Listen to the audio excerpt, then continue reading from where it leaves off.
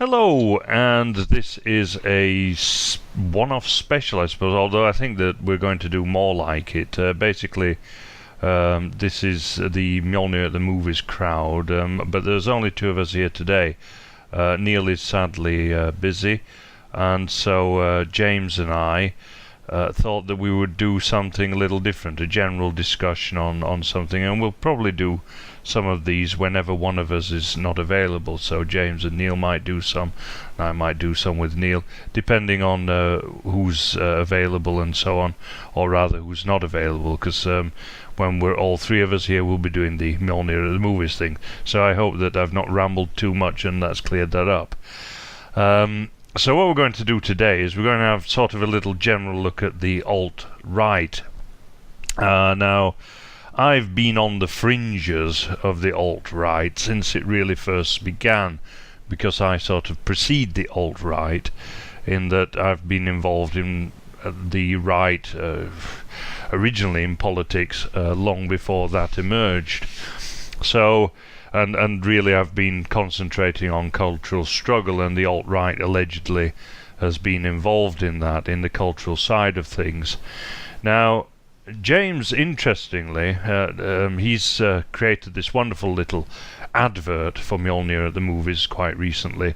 You should check that out. It's a rather brilliant piece. And he's put it up on his YouTube channel, and it's on the Mjolnir at the Movies YouTube channel as well. But on his channel he got a comment by a Sarah Benoit. If she's really called Sarah Benoit, I don't know. I've never seen this name before. But it's very interesting. Would you like to read the comment, James, that you received? Because it's your comment after all. I could do it, the whole thing. Yeah, why not? Yeah. All right, okay. Settle down, children. It is a very good channel. David is very knowledgeable, and I really like the guy with the Irish accent who contributes with David, and the Scottish guy. They have really insightful ideas and important things to say, but the page hasn't been updated for ages. I'll just add, we both recognise this is an issue, so fair enough. Now, I'll continue in the quote. When is David planning on doing more content? The only thing I don't like about it, and some of David's content generally, are these swipes at other people in the movement. David has this tendency to complain that the right isn't doing enough in some way or another, and is defeatist and self-marginalising. Don't get caught in that. The fastest way to self-marginalisation is swiping at others in the movement. Focus on your work if you want the channel to grow. Lead by example, not by swiping. And David, I'm sorry, but bad news porn, we need to be real about the real stuff that's happening to our people too. End quote. And remember that this was left on my channel underneath the video I made, which was this 40-second advert. Nowhere on my channel, in fact, is anything by David, and nothing about bad news porn, nothing about any of these topics at all. No, this is quite in fact, interesting. The comment doesn't even comment on the video itself. No, exactly. That's quite interesting. In that, I mean, she, if it is a she, because we never know. It's just a name on the screen at the end of the day. But she accuses me of swiping at people, and there she is having a swipe at me on your channel, which is a bit rich. I don't know, James. You know, what do you think? Am I a complete bastard? Well, seeing as we're talking online, I can get away with it. No, I certainly don't feel that any of this criticism is reasonable or fair, apart from the content not being updated in ages, which is completely true. It's fair. It's not ideal for any channel to have it linger for a bit. There are reasons for that, but I did acknowledge, that straight away that this was, unfortunate. But the point of that isn't the meat of it. Of course, this is just the opening. Yeah, that's the odd thing about the opening to me, I'll let you jump in because it's about you. But the odd thing it started off with was the fact that it praised you, and I thought, all right, it's she obviously knows about you. I thought because she's describing that you're very knowledgeable. Well, if somebody's knowledgeable, you've obviously listened to them. You can't say that about somebody you've only just seen in a screen name. And then starts saying that she's keen for more content from you specifically, because it says, when is David planning on doing more content?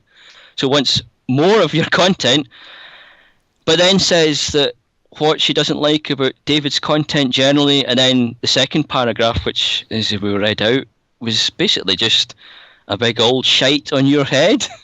Yeah, that's right. Sort of very backhanded compliment, wasn't it? It's I do not come to praise Sievers, but to bury him. Warning people away from you. That was the strange thing. Yeah, that's right. This comment to you, don't get caught in that, and also focus on your work. Yeah, if you want the channel to grow. That is very interesting, and she is correct in that in a way I have been marginalised over the past couple of years. Of course, I used to appear more on other shows and stuff like that, like Red Ice. I once appeared on, and I of course appeared on the right stuff. But this was right after Mike Enoch had been exposed as a liar and a Jew, and his co-host as a tranny chaser. And I also later found out that they were employing other Jews, like Rachel, what's she called now, Rachel Haywire, and so I had to go at TRS on TRS, quite ironically on episode 6. Episode 6. I haven't got an echo machine here, but anyway, of Fash Britannia. But brilliant episode, well worth looking up if it exists still. It exists on my channel, because I made sure that it didn't disappear entirely, because we don't like to let these things disappear into the ether, and for people to rewrite history and perhaps reinvent Mike Enoch's old shark eyes. As he said, have you noticed this, that he's been reinvented as this is his new name now? Is that after he's the beadiest eyes in humanity? That's right, after he used to hide them behind a pair of aviator sunglasses. But now they've just remarketed him instead, and dear, it's... If anyone ever wanted to hear a whole radio panel suddenly sound like naughty school kids caught with something by the teacher, then that episode was it. I thoroughly enjoyed myself. It was great fun. They've never seen anybody faster moving on to the next segment either. No, I know, and I sort of kept bringing it up here and there as they were quite embarrassed. Kathy Princess, bless her, who was the host, she was quite amenable, and she knew basically, and I think it's no coincidence that she disappeared after that and made her excuses and left the right stuff. Whereas that other guy who was with her, what was he called? Greystoke or something like that. Oh, yeah, that's right. Yeah, something like that. Yeah, the one that or Grey Towers, was it? I can't remember. Anyway, he basically he's disappeared into the ether, but not of his own volition. I think it is just surplus to requirements, because it was really Kathy Princess who was running that show. Because he wasn't particularly interesting. He didn't seem to know a lot about anything. But he did defend Mike Enoch, because he knew where his shekels were coming from. But anyway... well, they all said they didn't want their show cancelled, even on that episode. Yes, that's right. But anyway... yeah, back to the... I mean, they couldn't get the show cancelled anyway. All that would have happened would have been that they'd have been deplatformed. And that's all. But they could have still put it up on YouTube and so on. So, just like I do. Yeah. I have a channel on YouTube. You have a channel on YouTube. I know. All these alternatives popping up that even big channels are going on to, like BitChute and Stream.me. That's right, and we'll probably be looking into that as we go along. Of course, we don't get that much time because we don't do this for a living, of course, and that's something that I'd like to stress. That we here at Mjolnir the Movies, none of us do this for a living. We don't get paid. We don't ask for donations. We do it of our own volition, and that's it. Yep. Yep. So there's no one behind us funding us. There's no one influencing our opinions. What we say is the way we see it. Honestly, we may disagree among ourselves, and that's fine, because debate is good.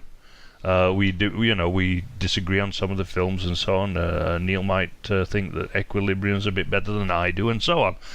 But that's great. That makes for the discourse, and it makes for the banter as well. What we don't like on here is dishonesty, I think. Would you agree with that, James? Yeah. It's got to be, any of these shows, it's pointless if it's not from the heart, because otherwise I could just switch on telly. Exactly. We can watch the BBC and have hours of dishonesty. Yep. 2 pints of saccharin every day. Yeah. Give us this day our daily diversity. It's this is what we've got with TRS, and this is what we've got with the alt-right in general. And I've been vocal about it, and if that's self-marginalizing, well, so be it. I've only got 277 subscribers on YouTube. That doesn't matter to me, as long as those 277 subscribers are people of good character and who want to be informed in a truthful manner and hopefully an entertaining manner. Although that I may not be the most entertaining of people. I don't know, but what you'll get is an honest appraisal of culture and of history and so on. It's important as well to note when people say marginalising from what? From people that we don't agree with, from people that we don't trust or don't believe. Well, I'm perfectly okay with that. Yeah, exactly. Yeah, good. I'm quite happy with that. Yeah. Because as I say, I saw the alt-right coming. I wrote for the original alt-right website every so often, not very often, but I had 1 or 2 articles published on there. The original alt-right website, which was taken down by Richard Spencer, although it was set up by him as well. So it was his to set up and take down as he saw fit. I don't have much of a problem with Richard Spencer. I've never met the guy. I've never spoken to the guy at all. We've had no contact whatsoever. There does seem to be people who dislike him for one reason or another, but I don't think he's the worst in the alt-right by any stretch of the imagination.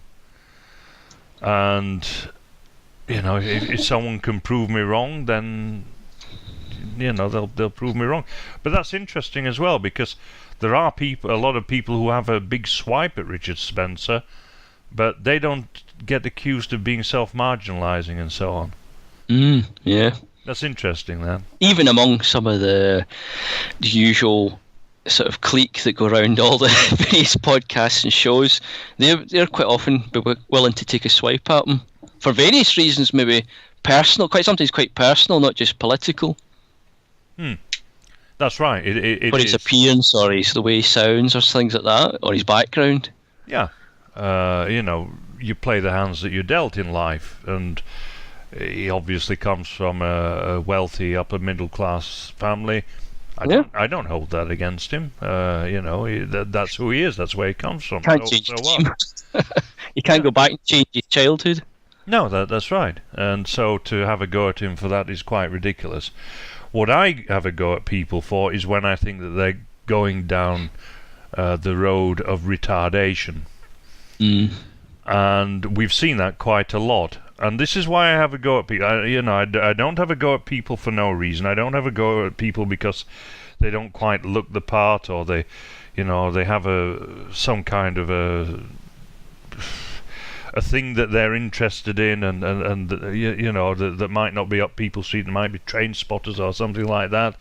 Someone who likes train spotters. I don't really care. It's neither here nor there.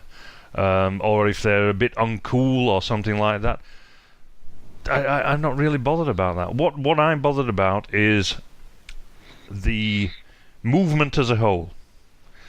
Is the movement going in a good direction? And I personally don't think it is.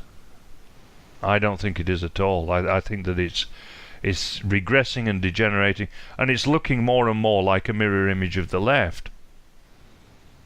Really? I think so. I think that you're getting. Let's take this white Sharia for example. Oh, yeah. Absolute lunacy. Yeah. And that, of course, as you know, that comes from the Daily Stormer and from TRS. Specifically the show on TRS called The War Room. Yeah, that's the same one that suggests bringing back war brides from foreign parts. Yeah, and because the race mix isn't happening fast enough. No, that's right. And also that rape is perfectly acceptable. It's this is and they were also talking about genital mutilation as being God perfectly okay. So again, with this really fundamentalist Islamic stuff. Yeah. It's stuff that, if you went back, even to the people think of, let's say the Americana 50s golden age, if you talked about that stuff during this supposed golden age, when men were men, etc., and said this kind of mad women hating stuff, people would have been disgusted by you. Yeah, that's right. They would have been absolutely, if not violent towards you, especially if you're talking about any of their friends or family. In that kind of context, because you'll hear people talking about lock them in cages and doing vile things to them, and you think that's lunacy. And back in the men that they hope to be or hope to bring about would have not taken any of that at all. That's right. This would have disgusted them because feminists talk about the patriarchy and so on, and really target the 1950s, especially 1950s America, as a time that was terrible to women and so on. But when you look at the contrast between that and what goes on in Islamic countries, there's no comparison really. And you see people protesting about some very tiny minor issue that only appears in a particular set of statistics. It's so hard to perceive if it did exist, like the whole glass ceiling thing. And yet there's people literally been murdered because they were raped. There's women that get killed because they were raped in some countries. And what are you going to protest if you're a feminist? Surely you aim for the worst and sort that out, and then you can nitpick over the minor stuff. That's right. And it's also manifest where you see people protesting something terrible, and often it's something that would disgust me, again, like this brutality towards women in these countries. It's disgusting to see. But where do they protest it? They protest it in Sydney, Australia. They protest it in New York, where you protest it somewhere where it's not happening, where you can't be touched and there's no risk. Absolutely right. So what's the point? You may as well do a Facebook poll or something. Change the world with another poll online. Yeah, perhaps a hashtag campaign. Ooh, that'll show Saudi. Oh dear. Get this hashtag up to 1 million and the Saudi empire collapses. That's right. What a puny plan, as the humongous would say. No. So I mean, there is, of course, that. Now, interestingly, in the West, of course, we're not going to suggest that rape doesn't happen in the West and so on. It does, but by every right-thinking person in the West, up until very recently, rape has been looked down upon as one of the lowest crimes. Rape, paedophilia, these have been the lowest of the low of criminals, to such an extent that in the prisons, even now, these sort of prisoners have to be kept away from the general population, because even among criminals, it is seen as so obscenely bad that that they have to be protected, these prisoners. Although this now shows how liberal the prison service has become. So, for allegedly right-wing people to now be encouraging this beggars belief. This is why I see the alt-right going down the road of retardation. It seems like somebody's just basically spiking every tyre on the truck. Yeah. And they're doing it through multiple angles. It might be the violent anti-women hatred, or it might be acting up in funny costumes, or telling people that there's going to be a collapse in a war tomorrow, so they should do either something violent and nutty, or they're telling them to run away and hide in absolute fear because everything's going to collapse tomorrow. Yeah. And how can you do anything if your head's full of fear, panic, hatred and violence? You can't do anything constructive with that kind of mindset. Exactly. This is another thing about the alt-right, in that there is nothing constructive about it anymore. There's nothing towards building a brighter culture, and towards the left, the previous left at any rate, always had this utopian dream. It was a goal, no matter how distant, some sort of goal. That's right. It was based upon nonsense and so on. And really, ironically, based upon Christian thinking in a way, even though they dispensed with that. And socialism was really a replacement for Christianity, and a socialist utopia in this world instead of one in the next. But and if you look at some of the early socialist thinkers who came from Methodist backgrounds and so on, you'll see where that sort of line comes from. But anyway, to get back to the point, the left has always had sort of this utopian ideal. The right had it for a little while. There were bits like, for example, Guillaume Fay's archaeofuturism, and so on. And these things. So the new right had a certain utopianism to it, and so on. And Jonathan Bowden always had this utopian idea, and that's been neglected, and it's been replaced, as you've said, with this idea of complete collapse and chaos, and that this is somehow a good thing. But there's no plan for after that. Yeah, but then this is actually the whole point of it. We could even, although we'll stick to, I suppose, this one being a sort of what's wrong rather than what's right, because I can think of actually a few that do oppose this idea. But we'll stick to make this a nice negative podcast. But I've seen quite a lot of people push these ideas, and although you can't say every person is doing it deliberately or is insincere when they do so, because a lot of people believe the nonsense, but behind that, I'm sure it's either somebody's seen this negative message and is amplifying it and encouraging it, or has planted it in the first place, because I can't think of anything more useful to disrupt any substantial work being done, or because any substantial work needs a long-term effort. It needs clear planning, it needs clear thought, it needs time to think about things. And if you're constantly depressed, panicking, you think, oh, it's all over, you think it's going to be over tomorrow in fire, then that's it. It's nothing gets done.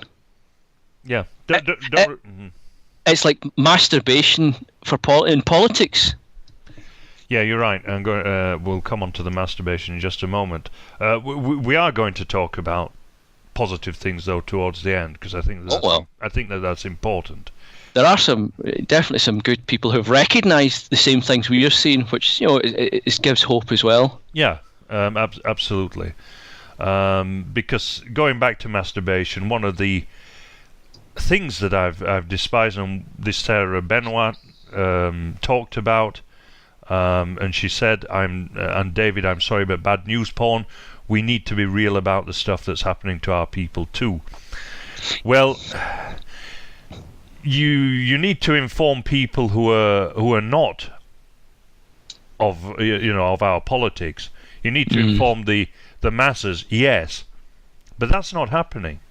It's just an endless circle of bad news porn. It's you were talking about masturbatory politics and so on. This is what it is. It's basically people getting off on this.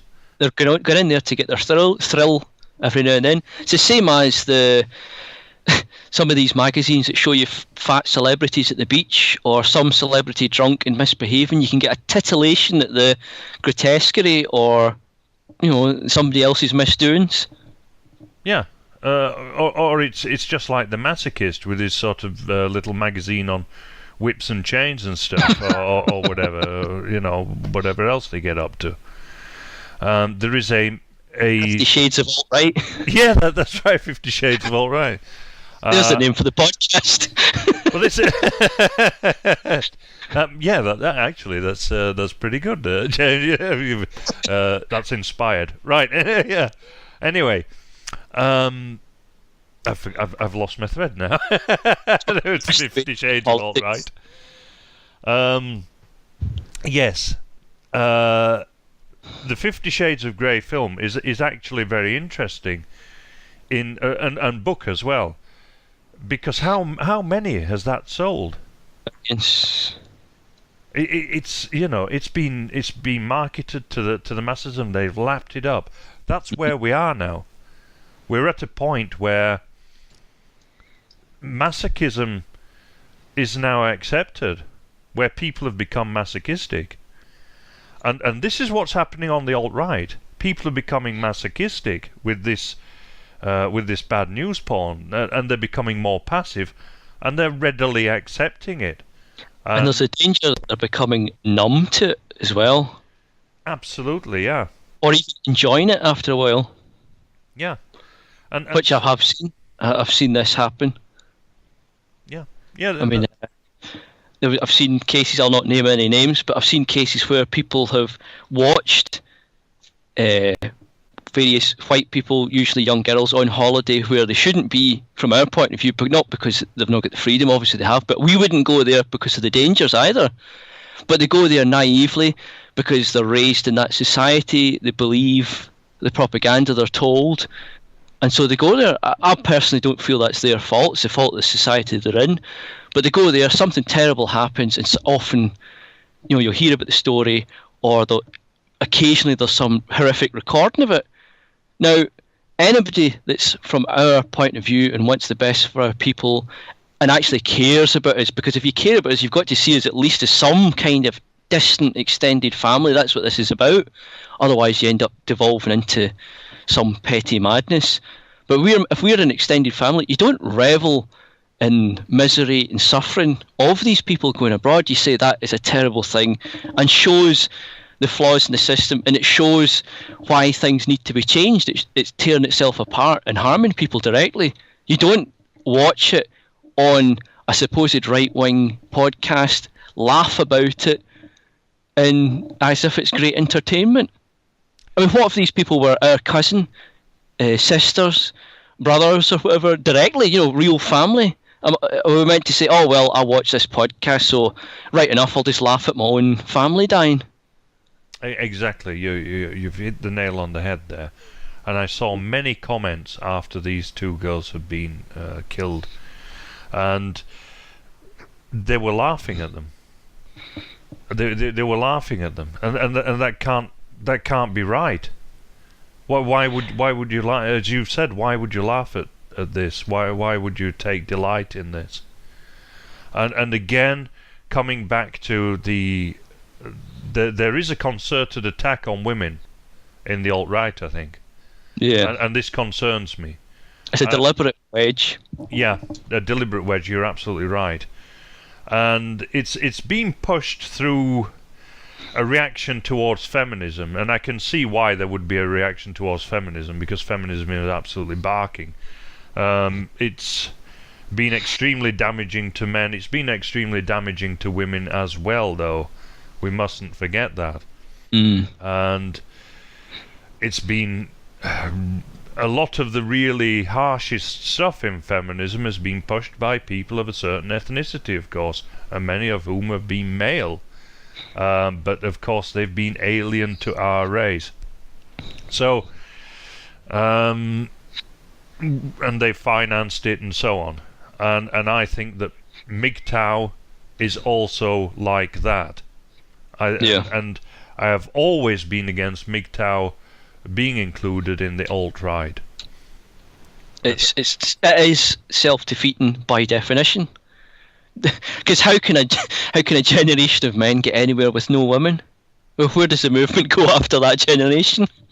Exactly. It's not helping at all, because there's one thing. I mean, if you have feminism and you have MGTOW, then you will have no communication whatsoever between the sexes. If everybody's if all the men go MGTOW and if all the women go feminist, that's it. That's the end of our race.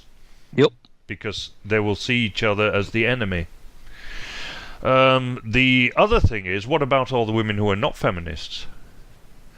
Exactly. Because it's not 100% of women are out there involved with these highly political groups. Absolute nonsense. Yeah. And if they're coming over to our movement, genuinely, we're talking here, of course, because you do have people who are not genuine in the movement, of course, as we've talked about. But for the women who are coming over genuinely and rejecting all that, then why would you be nasty to those women? Why wouldn't you be saying, that this is brilliant? Yeah, you should be glad, because that is a victory. You're starting to convince people of your ideas. And the same would go for if it was a man coming over from the fog of the mainstream. Yeah, and this is interesting actually, because the men who come over, they get accepted. They get they're leading with open arms and everything. But the women don't. They that's it. I mean, they can have a Jewish wife talk about their black girlfriend, yet they can be a podcast and be considered total non-cucks, best of the best, really great leaders, super right wing. Yet, as you say, if a woman's had any history beyond standing in a wheat field holding a bunch of flowers, and she tries to come over to the right, she's harangued by a poo-flinging mob. Yeah, it's straight out the MGTOW nonsense. That's right. Although you didn't mention the most prevalent one, which is with Asian women. Yes, the magical loophole in the. Yeah. And I've seen this as well time and time again and again. We're talking about the Daily Stormer here, which is to set Asian women up on a pedestal above white women. Now, where are we going with that? Can we breed white children into the future with Asian women? No. Is this possible? I mean, that's it. It's absolute nonsense. If you want more white people, you've got to go get white people. Exactly. Two whites make another white, and that's it. There's no other permutation possible. So otherwise, they may as well just sit and wait for China to conquer them and replace them completely, just like they did with Tibet. Yeah. Not by breeding with them, just by moving their own people in. That's right. That could be your thought exercise. Just all the white people are bumped off. The Chinese move into Europe and America, breed and replace everybody with just pure Chinese. Is that the white utopia now? Yeah. Interestingly, China is playing demographic politics, particularly in places like Australia. If trends continue, China will end up taking over Australia. Because they've got the sense to play a long game. They know how it works. Yeah, that's right. And China have been playing a long game for a long time. Especially culturally, they have a very long view. They see themselves as this eternal nation going back thousands of years. That's right. We used to have that. When you've got that kind of long-term view, it lets you do things that you can't do with either Doom Tomorrow or We're Just Fresh Out the Oven. That's right. And this is something about the alt-right with this sort of doomsday prophecy kind of ideology that it's got at the back of it. Well, And it's just stupid as everybody must have seen at some point or other. The person with the sandwich board on, or the holding the sign saying the end of the world is nigh. and there's whole generations of these people have died of old age waiting for it. yeah, that's So that's you right. can have your fantasies of an apocalypse, the economic collapse, or hiding behind a burning car with your rifle. It's not going to do you any good. No, that's right. It's this is nonsense. You need a plan. Even if there is even if there is an apocalypse, you have to prepare for that in any case. Yeah. Because something's got to come after it. Yeah, and what's going to prepare for it is not watching YouTube videos of white people suffering or edgy whatever. That's No. not going to help. I'll tell you what is going to help. Ordinary things. Things Yep. like learning plumbing, Yep. learning carpentry, learning joinery, And learning mechanics, and Yeah. so on. And knowing other people with those skills and being friends with them and sharing your ideas with them, so that you could pick up the phone or drive or walk to their house and say, here, do you want to help with this? Someone you can trust. Yeah, that's right. You know, That's actually of more worth than having a bookmark folder full of all the rubbish. yeah, you know, in places like Bavaria and Austria and so on, people still build their houses together. You know, they still learn these kind of skills and so on, and it's generally a joint project with friends and so on that they buy a plot of land and then build a house on it. And it's shockingly rare in most of the West now. Yeah. Outside of a few niches. Yeah. You see, we may, a lot of people may take piss out of the Amish and so on, but that's a functioning community. I mean, you just think that if all of modernity died off, they would just keep ticking. Yeah, exactly. So they've got a plan, and it's a very easy one. It's a very simple one, and it's not about sitting on YouTube digesting bad news porn 24/7. So what you have to have is you have to have practical skills. You also have to have a culture that preaches positivity and preaches activity as opposed to passivity. And pride and a love of yourself and your group. Exactly, yeah. Because nothing's worth doing if you hate yourself. That's right. I mean, what is famously connected with depression as a symptom is inactivity, self-destruction by inches, And if you've got that as a group, well, you just look around as the white people are doing now around the world, and you think this is a whole race that's depressed. Yeah. Now, there's a certain chap who's unfriended me on Facebook recently, who's quite a famous YouTube vlogger, and we've tried to coax him in a certain direction. People may guess who it is, and he is now back to where he started. I think that he's gone back to his state of depression where he started his YouTube blogging and whatnot right at the beginning of his sort of career, if you want to call it that. And again, he's starting to look at these apocalyptic ideas of being assassinated, bumped off.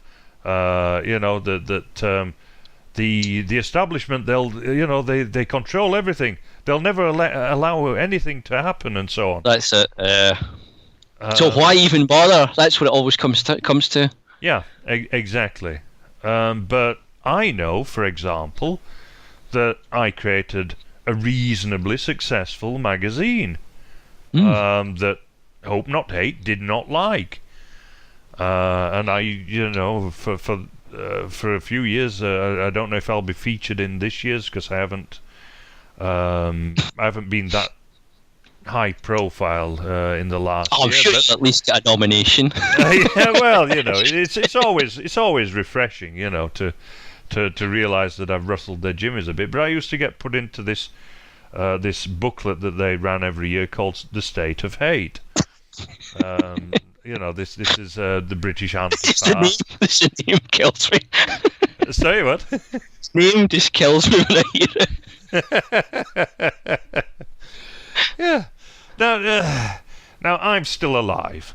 I've not been assassinated. I've had death threats, but the thing about death threats is that they tend to bounce off. They don't hurt that much actually. It seems to be like shooting blanks or something. Because I'm still here, and it's just basically to try to put you off doing stuff. And this is water off a duck's back to me. I don't really care. If they want to sort of try to attack me or whatever, then feel free. But will there be many of you? As Willie John McBride once said. If you remember the old Irish rugby player. Old hero of mine. But anyway. We can do stuff.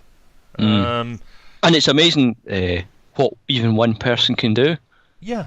And you can imagine, you've managed to make a magazine, a website, a YouTube channel, and you've got myself and Neil interested in doing something instead of nothing.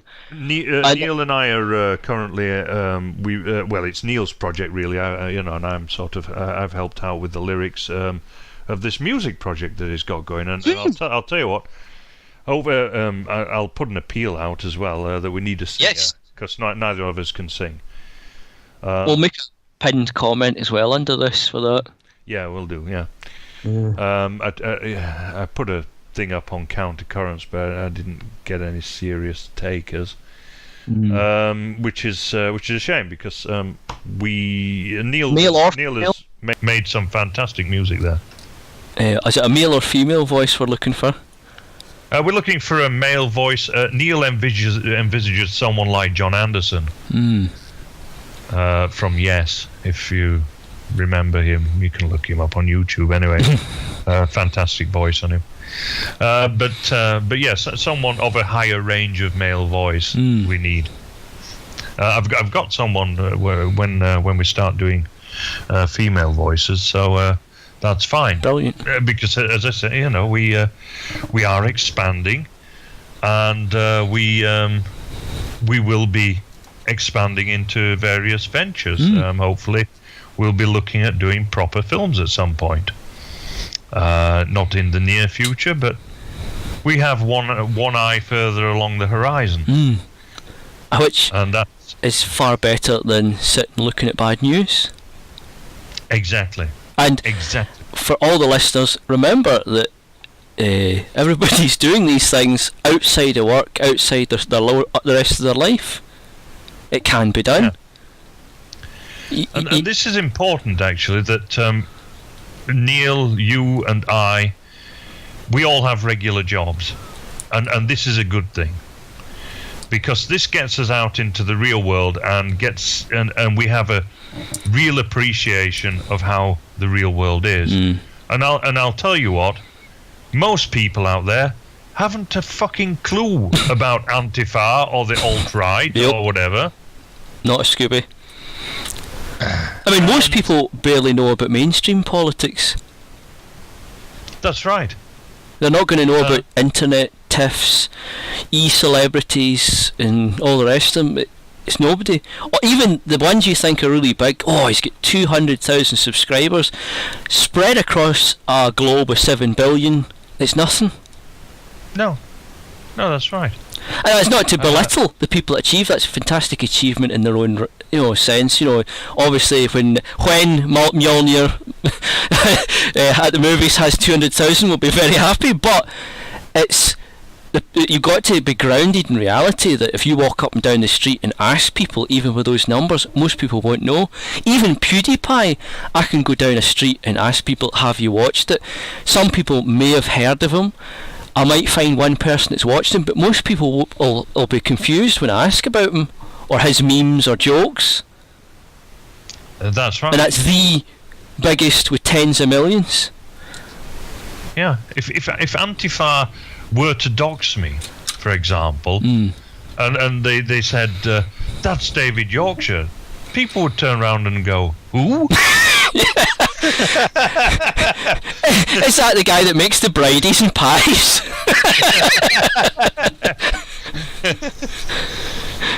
So people often have, especially who are in this clique and everything, they have an aggrandized idea of the movement, and of who they are, and so on. So to talk about being marginalized, this means nothing to me. We're a very marginalized group, and to be marginalized within a marginalized group, well, it's neither here nor there. And I'm not really looking, in any case, at the alt-right for my subscription. I'm looking at people who are interested in films, who are interested in culture, who are interested in history, and to look at a different perspective on it. And it's important to make it something that is good and of quality in itself. It's not just pandering to a particular crowd. Yeah, that's right. And there are other good quality channels. Survive the Jive is a good channel. I may disagree with his overuse of the word Indo-European, but he produces some really good content, and far more professionally than my videos, I'll be honest. Because I'm just basically a knowledgeable bloke with a mobile phone that has a camera on it. and that's it. But Survive the Jive, he has genuine training in filmmaking and so on, as does Neil, though. So when we come to make more professional stuff, then Neil will obviously take charge of that. So, as I say, we have people with useful skills already. I hope that this channel will grow. I hope that that James's channel will grow, and that he's already produced some really good stuff, like the advert for Mjolnir at the Movies, which is cracking, and there are others out there making good content. Although, interestingly, the people who make good content, like Holly Hazeltree, for example, get marginalized. Yeah. And she's only got a few subscribers. And she doesn't get the shout out she deserves. I mean, it's a great example to people. So, she is really good quality from start to finish. Yeah, that's right. So there are people making good content, and we really need to gather together and advertise those people, and reject the people who form cliques around themselves, but are creating a really retarded counterculture that is pretty much a mirror image of the left, and we will end up in the same place as they are if we're not careful, where we're completely barking. And you don't want it to be replace the mainstream culture with a very shallow, edgy meme culture. I mean, which have their place, the memes, but it's not everything. You can't build a nation on whatever this week's edgy epic meme is. That's right. But there are great artists out there, like Charles Kraft, of course, who was once a very well-regarded mainstream artist, don't forget. And there are more artists who want to come over. I featured many of them in Mjolnir magazine. There are many more out there. They need vehicles. Yeah, these people are the kind of people that should be praised and mentioned, often because they are doing something. You know, people are all hoping there's going to be this culture, hoping there'll be somebody doing something. Well, there are people doing it, but they're just not getting noticed or talked about. Yeah. And I'm quite sure there'll be plenty of people we're unaware of, or just who haven't voiced their opinion, or have that potential within them right now, and haven't tried. Absolutely right. Yeah, absolutely right. So as I always say, if you think about making a channel and you want to create content and so on, go ahead and do it. If it's of our values and everything, if it's not stupid or like some of the more retarded people in the alt-right, if it's sensible, it can be humorous, of course, because we have a good laugh on Mjolnir at the movies. But if it's if it's genuine stuff, if it's in line with our views, I'll by all means I will advertise it on the website that I run, the Mjolnir blog, and so on. The Mjolnir blog doesn't do bad for views, actually, and for people reading it. And I mean, Sarah Benoit says that that nothing's really happening. Well, I put an article on there just a few days ago. So there are things happening. It's just that with the lack of time and so on that we have, it's difficult to keep all the things going. We have too many irons in too many fires, I think, at times. But hopefully, as we grow, as people come to join us, then this will get more regular. And I hope that people do come to join us, because I think that we are doing something worthwhile, and our message is far more positive than some of the other messages out there. Yeah. And I'm sure that that James is going to continue and create some more great content, as he's already done. Neil certainly is. Neil's in the background at the moment, but his stuff's going to burst onto the scene sometime this year, and that will be quite exciting. Looking forward to it. Yeah, that's right. So. And the last word on the thing about women in the movement. I have a good friend called Hannah. She's been on a few podcasts here and there, and especially talking about the Second World War, because her grandmother, in fact, all her grandparents went through that on the German side, and some of them experienced the terror of the Red Army and so on. But she has a very balanced view of the Second World War and doesn't really take anyone's side, because it's a war, if we're honest, that every side was the wrong side. There was no right side in it. The war should never have happened, simple as that, and the war that preceded it should never have happened. So also, people who get into all this Nazi Germany nonsense are missing the point, and that's that none of the 20th century ought to have happened. Yeah. And Jonathan Bowden, the late great Jonathan Bowden, often spoke about that, about going back as though the two European civil wars never happened.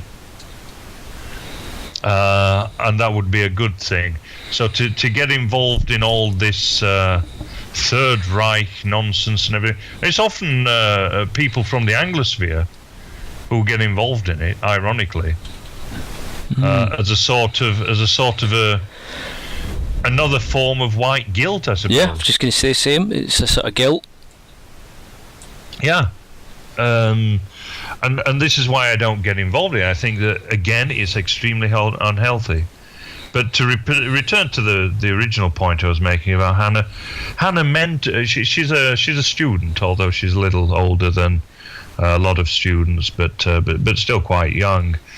But she mentors women coming over into the broader right-wing movement, shall we say. And it would be it would be counteractive to her work to get involved in MGTOW and stuff like that, because she's bringing these women in and showing them good, she's setting a good example and showing them the folly of feminism and things like that.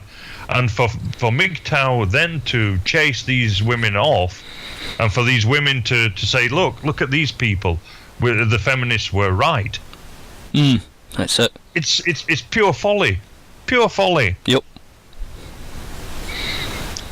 So this is, I have reasons why I am extremely critical of the alt-right, and I will continue to be where I see this kind of nonsense being played out. And if that costs me a few viewers, or it costs me appearances on various shows or whatever, don't care. Simple as that. Because if you don't speak out about it while you can, what's the point of having any kind of truth or as a principle, or believing that you're going to change anything if you can't even speak out when you see something going wrong? You're not going to get anywhere. Exactly. Especially people who think they're going to battle the state and then are frightened to comment on a e-celebrity. They're going to bring down the big powers, but for goodness sake, don't mention that error on a radio show or somebody you think's dubious. That's right. It's all nonsense, isn't it? It really is. People have suddenly got such an inflated idea of themselves in this alt-right business, and as I say, we're marginal at the moment. At the moment, we're marginal, but we're always going to be marginal if we portray ourselves as blithering idiots and retards. Yeah, and that's where anybody that is thinking about producing content, or when you think about the kind of channels that you might promote, is to have an idea of everything on it, the full library. For instance, if somebody's producing some things you think, oh, that's quite good, if you link somebody to that you're trying to win over, and they look at that, and then there's a video which is full of loony stuff or violent things, or something utterly repellent to most people, then that whole channel is poisoned. They're going to look at that, and not only are they going to be put off the channel and think you, because you've handed it to them, share all the beliefs on it, they're also then going to unconsciously associate those rightist beliefs that might be good with the loony stuff it's been bagged in with it on that channel or website, whatever platform it is. So it's counterproductive. It's not even standing still, it's bringing us backwards when somebody does that. It is. Yeah, you're absolutely right there. Well, I don't know if you've any more to add. I think that I've finished my rant for the evening. I think that I've got that off my chest, and basically where why I think that things are going wrong, how we can do better, and so on, which was the main point of all this. And to be aware that there are lots of good, positive people out there, either making stuff already, or are about to, or they have the potential right now, including hopefully some people listening to this right now. Yeah, and I ought to mention the Aircon brand team, who are doing a fine job. Also Morgoth. Brilliant again, yeah, really good. Exactly. So there are good people out there, so let's not despair, and let's not get involved in the we can be edgy without being stupid. Yeah. So that's a good thing to remember, and perhaps that's a good place to leave it. So I don't know if you've got anything to add, James. I think that's a good thought to end it on too. Yeah. So then hopefully we'll see you on the next episode of Mjolnir the Movies. Yep. Yep. See you then. See you then. And to anybody who might be watching from the retarded website, go bollocks.